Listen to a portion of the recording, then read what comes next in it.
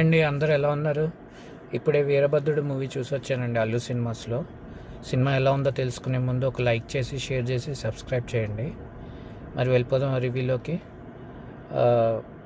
Veerabhadrudu directed by RJ Balaji. Positive points వచ్చేసి ఏమీ లేవండి. పాజిటివ్ పాయింట్స్, నెగిటివ్ పాయింట్స్ వచ్చేసి చెప్పాలంటే చాలా ఉన్నాయి.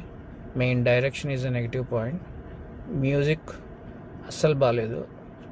ఈవెన్ బ్యాక్గ్రౌండ్ మ్యూజిక్ కూడా బాగాలేదు. నెక్స్ట్ వచ్చేసి మూవీ ఎక్కడ ఎంగేజింగ్గా ఉండదండి.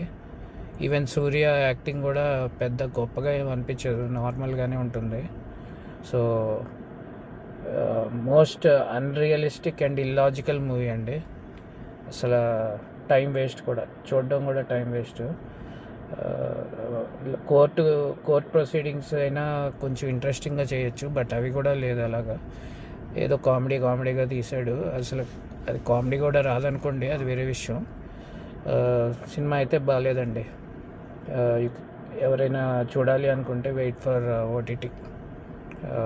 మీరు పెట్టే డబ్బులు వేస్ట్ అవుతాయి.